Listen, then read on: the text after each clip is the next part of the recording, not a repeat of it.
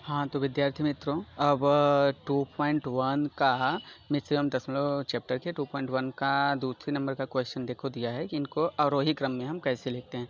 तो पहले प्रश्न में देखो दिया हुआ है 2/9, 2/3 और 8/21। तो अब हम इसको अवरोही क्रम में लिखने के लिए सभी यानी तीनों परिमेय संख्याओं के हर का लसा निकाल लेते हैं। जैसे हर में क्या दिया है, 9 दिया है, 3 दिया है और 21 दिया है। तो हम यहाँ पर तीनों का जब लसन निकालेंगे तो हो जाएगा 63 हुआ। अब हम देखो इसको हल कैसे करते हैं। तो 63 में पहले हम 9 का भाग देंगे तो 7 बचेगा। 7 में 2 का गुणा कर देते हैं यानी 2 गुणे 7 हो गया। नीचे 9 गुणे 7, नीचे जो मतलब कि जिसका भाग देने पर जो संख्या आया था वो रख देंगे। 9 गुणे 7 हो गया। या तो आप चाहो तो यहाँ पर सिर्फ 63 लिख सकते हो, यहाँ 63 लिख दो। फिर यहाँ देखो 63 में 3 का भाग देंगे जब तो हमें 21 मिलेगा। 21 में 2 का गुणा कर दिया तो यहाँ ये आ गया। आप चाहो तो 3/21 3 गुणे 21 कर दो, चाहे यहाँ पर 63 लिख दो। फिर तीसरे में देखो 63 में हम 21 का भाग देंगे तो 3 मिलेगा। अब 3 में 8 का गुणा कर देते हैं, नीचे 21 गुणे 3 करो, चाहे 63 लिख दो। अब इतना करने के बाद हम इन सब का मल्टीप्लाई करेंगे जब तो 7 दूनी 14, 21 दूनी 42 और 8 त्रिक 24। अब नीचे सब में देखो 63 आ गया, 14, 42 और 24 आ गया। तो अब सबसे बड़ा कौन होता है, 42 होता है। इसके बाद कौन है, 24 है। फिर इसके बाद कौन है, 14 है। यानी कि हम अवरोही क्रम का मतलब क्या होता है, घटते हुए क्रम में। तो घटते हुए क्रम का मतलब कि सबसे बड़ी संख्या लिखो, फिर छोटी संख्या लिखो, फिर उससे छोटी लिखो। तो आपको ऐसा करने के बाद हम सीधा 42/63 बड़ा है 24/63 से, फिर बड़ा है 14/63 से। तो अब हम 2/3 सबसे बड़ा है और 8/21 उसके बाद है, फिर इसके बाद 2/9 है। आप इस तरह से अवरोही क्रम में लिख सकते हो। इसी तरह मित्रों आपको दूसरा प्रश्न आपको खुद करना होगा, ये होमवर्क के लिए रहेगा। अब हम यहाँ पर प्रश्न संख्या 3 में देखते हैं। एक जादुई वर्ग में प्रत्येक प्रत्येक स्तंभ एवं प्रत्येक विकर्ण की संख्या का योग समान होता है।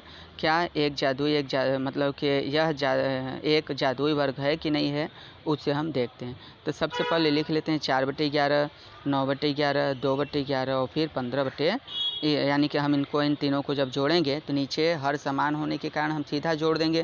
जब सीधा जोड़ेंगे तो ये 15/11 होगा। अब हम प्रथम पंक्ति में देखते हैं तो 15/11 आया। अब इसी तरह दूसरी पंक्ति को हम जब जोड़ेंगे 3/11, 5/11, 7/11 को, तो इसका भी योग कितना होता है, 15/11 होगा। अब फिर तीसरे पंक्ति में जो हम इससे जोड़ते हैं 8/11, 1/11 और ये 6/11 को, तो इसका भी योग जो है वो 15/11 होगा। अब प्रथम स्तंभ यानी एक स्तंभ को जोड़ लेंगे तो सबका योग तो समान ही आएगा। तो प्रथम स्तंभ को जो हमने जोड़ा तो 4/11, 3/11 और 8/11 को जोड़ा तो 15/11 आया। अतः ये क्या हुआ, यानी कि दूसरा स्तंभ को देखते हैं 9/11, 5/11, 1/11, 3 सब का योग भी जो है 15/11 हुआ। तीसरा स्तंभ देखते हैं तो तीसरे स्तंभ का भी 2/11, 7/11 और 6/11 को जोड़ा तो ये भी 15/11 हुआ। अब पहला विकर्ण क्रॉस भी हमें चेक करना होता है। तो पहला विकर्ण जब जोड़ा तो 4/11, 5/11, 6/11 का योग 15/11 आया। दूसरे विकर्ण को जोड़ा, क्योंकि कोई भी चतुर्भुज है तो उसमें 2 विकर्ण होते हैं। तो दूसरे विकर्ण का देखा तो 2/11 और 5/11 और 8/11 हुआ। तो इनका भी योग जो है यानी कि 2, 5 और 8 को जोड़ेंगे तो 15/11 आएगा। यानी ये सभी जगहों पर विकर्ण को देखा, स्तंभ को देखा, पंक्ति को देखा, सभी माध्यम से जो है सभी का योग जो 15/11 आ रहा है। अतः ये कौन सा वर्ग है, जादुई वर्ग है। आप इस तरह से जादुई वर्ग को भी हल कर सकते हो। अब अगला प्रश्न आया, एक आयताकार कागज़ की लंबाई 12 × 1/2 सेंटीमीटर और चौड़ाई 10 × 2/3 सेंटीमीटर है। तो अब कागज़ का परिमाप ज्ञात कीजिए।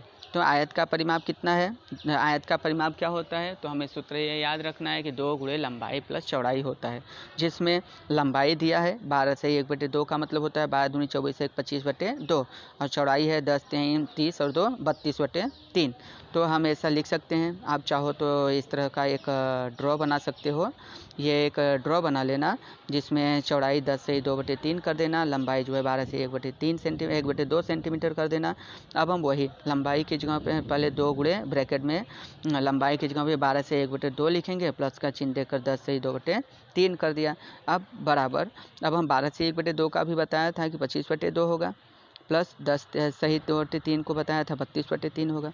अब हम बाहर 2 का गुणा करने से पहले इनको हल कर लेते हैं। जब हम इसको हल करेंगे तो कैसा हो जाएगा, 2 को कॉमन ही रहने देते हैं, क्रॉस इन दोनों का गुणा कर देते हैं और नीचे इन दोनों के लसा यानी जो कि 6 आता है उसको लिख देते हैं। तो 3 में 25 का गुणा करेंगे, 25 गुणे 3 हुआ, फिर प्लस फिर 32 गुणे 2 कर दिया, तो अब बटे 6 कर दिया। तो अब और 2 को बाहर कॉमन लिया था, 2 को फिर बाहर कॉमन लेकर 75 + 64 बटे 6 कर दिया। 75 और 64 कैसे आया, 25 में 3 का गुणा किया तो 75 और 32 में 2 का गुणा किया तो 64 और बटे 6। तो बराबर कितना हो गया, 2 गुणे इन दोनों के योग करेंगे तो 139/6 हो गया। तो इसमें 2 का गुणा करेंगे जब 139 में, तो हमें मिलेगा क्या, मतलब ये सबसे पहले तो हम 2 और 6 को काट देते हैं, तो 2 एकम 2 और 2 3 6, नीचे 3 हो गया। अब 139/3 कर दिया। अब 139 जो हम 3 का भाग देंगे तो ये 46 बार जाएगा, यानी ऊपर 46 आएगा और शेषफल 1 बचेगा और नीचे हर को हम लिख करके इसे हल कर सकते हैं, मतलब इसका ये जवाब हो जाएगा। अब अगला प्रश्न है बच्चों, ध्यान देना, क्वेश्चन नंबर 5 का पहला। दी गई आकृति में त्रिभुज ABE, दूसरा आयत BCDE का परिमाप ज्ञात कीजिए जिसका परिमाप ज़्यादा है, यानी किसका परिमाप ज़्यादा है, त्रिभुज का कि आयत का। तो हम पहला प्रश्न देखते हैं, त्रिभुज ABE का परिमाप, यानी त्रिभुज ABE का परिमाप क्या होता है। तो त्रिभुज का परिमाप बराबर क्या होता है, पहले हम उसको बताते हैं।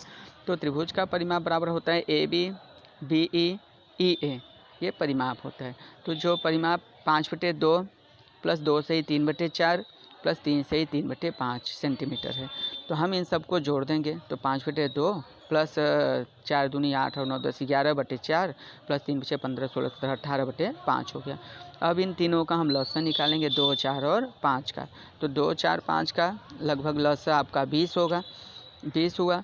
अब फिर उनका तिर्यक गुणा करेंगे, तो पहला 50 आया, दूसरा 55 आएगा, तीसरा 72 आएगा और नीचे लस आएगा, तो 20 आया।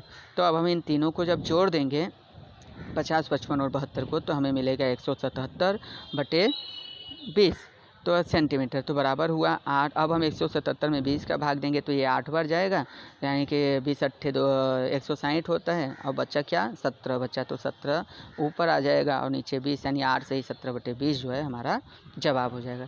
अब हम आयत का परिमाप निकालते हैं। तो आयत का सूत्र क्या होता है, तो पहले हम त्रिभुज BCDE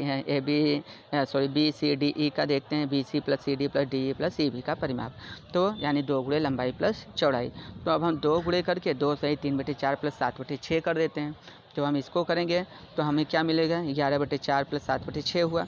तो ठीक उसी तरह से मित्रों 2 को कॉमन ले लिया और 11/4 और मतलब इन दोनों को क्या किए, यानी कि क्रॉस मल्टीप्लाई करके 4 और 6 का लसन निकालेंगे तो 12 आएगा, और 12 फिर इसके बाद 3 का गुणा 11 में करेंगे तो 33 आएगा, फिर इसके बाद 2 का गुणा 7 में करेंगे तो 14 आएगा, तो बराबर हो जाएगा 2 से ही 2 गुणे 47/12। अब 47/12 में हमें 2 का गुणा करना है, तो हम क्या करेंगे, 2 और 12 को क्रॉस कट कर देंगे, तो 2 एकम 2 और 2 6 12, यानी कि 6 नीचे बचा, 2 खत्म हो गया, तो आ गया जवाब 47/6 सेंटीमीटर, तो बराबर हो गया 7। अब इसे हम मिश्र संख्या हम जब लिखेंगे तो 7 से ही 5/6 हमारा जवाब होगा। अतः हम ऐसा कह सकते हैं कि 8 बड़ा है किससे, 7 से, यानी कि हमारा जो त्रिभुज की संख्या थी वो क्या है, वो बड़ी है और आयत की संख्या जो है वो छोटी है। तो 8 से ही 17/20 जो है वो क्या है, बड़ा है, किससे बड़ा है, 7 से ही 5/6 से।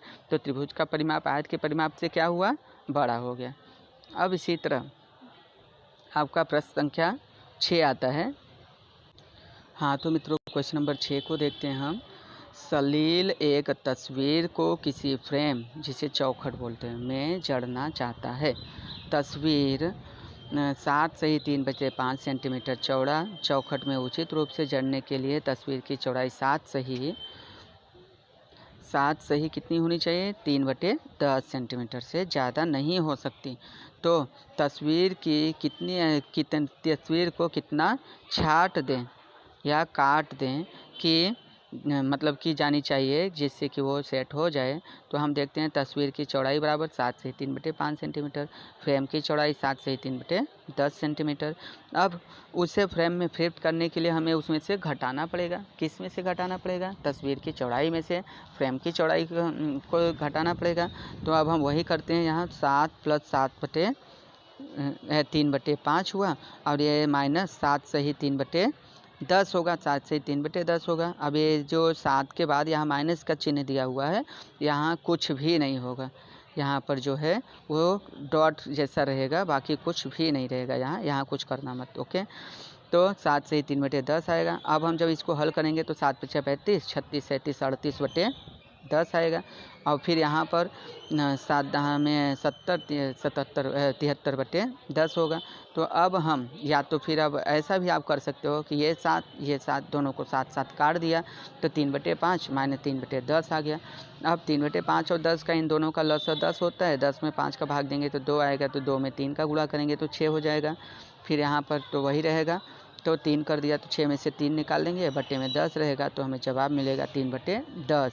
अतः हम ऐसा कह सकते हैं कि अगर हम फ़ोटो का 3/10 भाग अगर काट छाँट कर दें तो वो आसानी से फ्रेम में लग जाएगा। तो अब हमारा इसी तरह 7वां प्रश्न है, रितु ने एक सेव का 3/5 भाग खाया और शेष भाग उसके भाई सोनू को, यहाँ शेष उसके भाग उसके भाई सोनू ने खाया।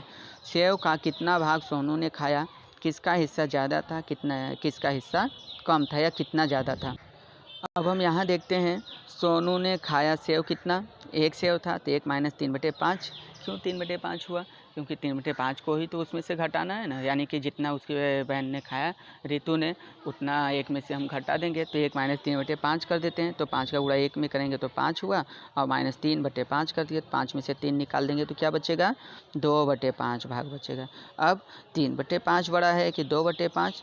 तो क्या करेंगे, 3 बड़ा है 2 छोटा है, तो 3/5 का भाग बड़ा है, अर्थात रितु ने जो है वो बड़ा भाग खाया और सोनू ने जो है वो छोटा भाग खाया। अब अगला प्रश्न है, कितना अधिक खाया? तो हम इन दोनों को भी घटा देते हैं, 3/5 - 2/5, तो 1/5 भाग जो है उसने रितु ने अधिक खाया। क्यों यहाँ पर डायरेक्ट कर दिया? कारण कि इन दोनों का हर जो है वो समान है, इसलिए 3 और 2 को घटा दिया, तो 1/5 भाग जो है वो ज़्यादा हुआ। अब 8वां प्रश्न आया, उससे आप ध्यान से देखिएगा। माइकल ने एक तस्वीर में रंग भरने का कार्य 7/12 घंटे में समाप्त किया। वैभव ने उसी तस्वीर में रंग भरने का कार्य 3/4 घंटे में पूरा किया। किसने ज़्यादा समय कार्य किया? यह समय कितना ज़्यादा था? तो हम इसके लिए देखते हैं, माइकल ने तस्वीर में रंग भरने में लिया गया समय 7/12 और वैभव ने तस्वीर में रंग भरने के लिए लगा समय जो है वो 3/4 किया। तो हम 3/4, यहाँ 3 × 3, अब यहाँ देखो, यहाँ 3 × 3 और 4 × 3 क्यों ऐसा हुआ? तो अब यहाँ देखते हैं कि रंग भरने में 3/4 घंटे लगा है, किसने ज़्यादा समय लिया?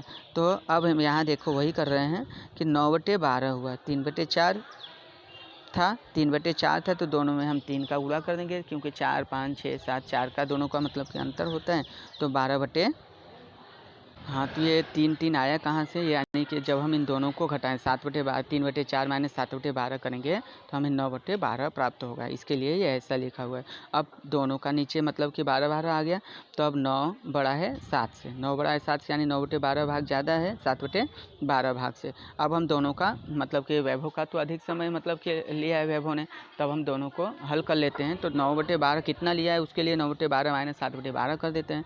तो दोनों का हर समान है, इसलिए 9 में से 7 को घटा देंगे तो 2/12 आएगा। अब 2/12 को अगर हम हल करते हैं तो 2 × 1 = 2, 2 × 6 = 12, यानी कि 1/6 घंटे जो है वैभव का कार्य जो है वो अधिक लगता है, आप ऐसा बोल सकते हो। ठीक है, अब आगे देखते हैं प्रश्न। अब हमारा प्रश्नावली 2.2 आया, उसे हम ध्यान से देखते हैं। प्रश्न संख्या 1A से D तक के रेखांकित चित्रों को दर्शाता है। तो रेखांकित चित्र के हिसाब से हम ये देखते हैं, 2 × 1/5, 2 × 1/5, दूसरा है 2 × 1/2, तीसरा है 3 × 2/3 और चौथा है 3 × 1/4। तो अब यहाँ देखो 3 रेखांकित भाग दिए हुए हैं और उसके हिसाब से हम इसे हल करते हैं। चारों भाग देखा। तो अब पहला हमें क्या करना है कि इन सबके रेखांकित भागों को आपस में मिलाना है। तो 2 × 1/5 था, तो 2 एकम 2/5 हुआ, 2/5 यानी इसका 5 भाग है, 1 2 3 भाग है, 1 2 3 1 2 3, सब 3 भाग है। हम अगला देख लेते हैं। अगला देखते हैं यहाँ 1 2 भाग है, ये भी नहीं है। अब इसमें देखते हैं 1 2 3 4 1 2 3 4 1 2 3 4, ये भी नहीं है। यहाँ देखते हैं, अब ये देखिए 1 2 3 4 5 है, 5 है। अब यहाँ 1 2 3 4 5 है, तो यानी कि हम आसानी से इस तरह से जो है वो पहले का डी हो जाएगा, दूसरे का बी हो जाएगा, तीसरा ए, चौथा सी होगा, उसे आप मिला लीजिएगा। अब आगे प्रश्न है, ए से सी तक कुछ चित्र दिए गए हैं, उनमें से कौन से संख्या निम्नलिखित को दर्शाता है, उसे आपको खुद से करना रहेगा। हाँ तो मित्रों, प्रश्न संख्या 3 में देखिए क्या लिखा हुआ है। गुणा करके न्यूनतम रूप में लिखिए और मिश्रित भिन्न में व्यक्त कीजिए। तो हमारा है प्रश्न है पहला 7 × 3/5। तो अब हमें मिश्रित भिन्न यानी मिश्र भिन्न में रखना है। तो 7 में 3 का गुणा करेंगे तो 7 × 21 हो जाएगा, जैसा कि यहाँ दिया हुआ है 7 × 3/5। तो 7 में 3 का गुणा किया तो 21 हो गया, 21 में 5 का भाग देंगे। जो हम 21 में 5 का भाग देंगे तो ये 4 बार में जाएगा, 5 चौक 20 होगा। जितनी बार जाएगा उसे बगल में लिखा जाता है, जितना शेष बनेगा उसे ऊपर लिखा जाता है, और हर जो नीचे जिससे भाग दे रहे थे वो नीचे ही रहेगा, उसमें कोई मूवमेंट नहीं होगा। तो मित्रों इसी तरह से आपको होमवर्क में दूसरा, तीसरा, चौथा, पाँचवा जो है ये सारी संख्याएं जो है वो 6 7 8 9 और 10 ये सब आपको खुद करना रहेगा। हाँ तो मित्रों क्वेश्चन नंबर 4 देखिए। बॉक्स ए के वृत्तों का 1/2 भाग, बॉक्स बी के त्रिभुजों का 2/3 भाग, और बॉक्स मतलब तीसरे में है बॉक्स सी के वर्गों का 3/5 भाग। इसे देखते हुए आप इसे मतलब कि ड्रॉ को मिलाओगे कि कौन किसका है। और अब यहाँ क्वेश्चन नंबर 5 देखते हैं। 5 को अब हल करते हैं अपने। तो लिखा है, ज्ञात कीजिए। पहला प्रश्न है 24 का 1/2। 24 का 1/2 कैसे हल करना है, तो आ जाते हैं हम नीचे देखते हैं। 24 का 1/2 का मतलब गुणा होता है, तो 24 × 1/2 हो गया, या 1/2 × 24 कर सकते हो। तो अब 24 में हम 1 का गुणा करेंगे, 24 का जब 1 में गुणा करेंगे 2 आ जाएगा, तो 24/2 हो गया। अब 24 में 2 का भाग दे देंगे तो हमें जवाब जो है वो 12 प्राप्त होगा। और इसी तरह आपका दूसरा है 46 का 1/2। तो 46 में 1 का गुणा कर देंगे तो 46/2 हो जाएगा, 46 में 2 का भाग देंगे तो 23 हो जाएगा। इसी तरह आगे की संख्या को जो है वो आपको होमवर्क में हल करना रहेगा। अब मैं आपको क्वेश्चन नंबर 6 जो है वो बता रहा हूँ। गुणा कीजिए और मिश्रित रूप में व्यक्त कीजिए, यानी पहले हमें इसका गुणा करना है और फिर इसे मिश्र संख्या में लिख देनी है। प्रश्न हमारा देख ही रहे हो अब। तो पहला प्रश्न था 3 × 5 सही 1/5। तो पहले हम मिश्र संख्या को हल करते हैं। तो मिश्र संख्या को हल करेंगे तो 5 6 25 और 1 26/5। तो 3 × 26/5 आ गया। हम सबसे पहले गुणा करने से पहले, गुणा सीधा होता है परंतु कटता उसे काटा टेढ़ा जाता है। तो हम पहले ये देख लेंगे कि टेढ़ा ये कटेगा कि नहीं, तिरछा तो नहीं कट रहा है। तो हम 26 में 3 का गुणा करेंगे जब, तो 78/5 आएगा। अब 78 में 5 का भाग दे देंगे जब, तो 15 सही 3/5 प्राप्त होगा। अब 15 में 5 का गुणा करके 3 जोड़ कर देख लीजिएगा कि 78 आ रहा है कि नहीं आ रहा है। फिर अगला प्रश्न आया बी नंबर का, 5 × 6 सही 3/4 बराबर 5 × 27/4। तो जब हम इसको हल करेंगे तो 135/4 बराबर 33 सही 3/4 हमारा ये जवाब हो जाएगा। अब आगे का प्रश्न जो है वो आपको हल करना रहेगा एफ तक का। हाँ तो मित्रों हमारा 7वां प्रश्न है, ज्ञात कीजिए 2 सही 3/4 का 1/2 में। तो कैसे गुणा करते हैं, हम पहले मिश्र संख्या को, गुणा करने से पहले मिश्र संख्या को हल करते हैं। तो 2 सही 3/4 मतलब का 1/2 का मतलब गुणा होता है, जैसा कि हमने आपको पहले ही कहा था। तो 2 चौका 8 और 3 11, 11/4 हो गया। अब 1/2 × 11/4 कर दिए। आपको ये वाला भाग नहीं भी लिखोगे तो भी चलेगा। अब 1/2 × 11/4 हो गया। अब हम जानते हैं कि गुणा जो है वो तिर्यक कट होता है, परंतु गुणा जो है यानी कि कट तो तिर्यक होता है परंतु गुणा जो है वो सीधा होता है। तो 11 में 1 का गुणा कर देंगे और 2 में 4 का करेंगे तो 11/8 हो गया। अब 11 में 8 का भाग देंगे तो 1 सही 1/8 आएगा। कैसे आए, 1 सही 1/8 नहीं आएगा, सॉरी। तो 11 में 8 का भाग देंगे तो 8 × 8 यानी एक बार आया। तो 1 को हमने बगल में लिख दिया। अब शेष कितना बचा, 9, 10, 11, 3 बचा, तो यहाँ ऊपर 3 आएगा और नीचे 8 आएगा। तो 1 सही 3/8 इसका जवाब होगा। यहाँ पर 1 सही 1/8 नहीं होगा, ये गलत है। 1 सही 3/8 होगा। अब इसी तरह दूसरा, तीसरा बी का 1 और 2 ये दोनों आपको खुद होमवर्क में करना रहेगा। अगला प्रश्न है, विद्या और प्रताप पिकनिक पर गए। उनकी माँ ने उन्हें 5 लीटर पानी वाली एक बोतल दी। फिर विद्या ने कुल पानी का 2/5 उपयोग किया। शेष पानी प्रताप ने पिया। अब शेष पानी प्रताप ने पिया और दूसरा प्रश्न है, पानी का कुल मात्रा कितना भिन्न प्रताप ने पिया, यानी कि कितना पिया प्रताप ने, कितना उसने। तो पानी का पूरा योग कितना था, 5 लीटर। विद्या ने कितना पिया, 3/5 का भाग, तो हम 2/5 का 5 लीटर निकालते हैं। तो 2/5 गुणे 5 हो गया, तो हम तिर्यक कट कर सकते हैं इसको, 5 और 5 कट जाएगा, बचा 2, यानी कि 2 लीटर जो है वो किसने पिया, विद्या ने पिया। अब शेष पानी प्रताप ने पिया, तो अब हम एक बोतल में से 2/5 को घटा देते हैं। तो 2/5 लीटर को घटा देते हैं, तो 5/5 आया। आप यहाँ देखो, सॉरी यहाँ ये 5 नहीं आना चाहिए, यहाँ 5 आना चाहिए, सिर्फ 5 होना चाहिए। तो 5 में से 2/5 को घटाएंगे, तो 5 में से जब 2/5 घटाएंगे तो यह 5 अकेला था, तो यहाँ पर हम 5 गुणे 5 और 5 का गुणा कर देंगे, तो हो जाएगा कितना, यानी कि 1 लिखा हुआ है ना, सॉरी यहाँ पर 1 लिखा हुआ है, तो 1 हुआ तो 1/1 हो जाएगा। 1/1 आएगा यहाँ पर, क्योंकि एक बोतल था, तो एक बोतल में से जो है 2/5 भाग पिया था। तो अब हम यहाँ क्या करेंगे कि यानी कि 1/1 होगा यहाँ, तो अब हम 5 का गुणा 1 में करेंगे तो 5 आएगा, और 5 में से 2 घटा देंगे तो 5, और बटे में 5 करेंगे तो 5 में से 2 निकाल दिया तो बचा 3, अर्थात 3/5 लीटर जो है वो किसने पिया, शेष पानी, यानी 3/5 कुल लीटर जो है वो प्रताप ने पिया था।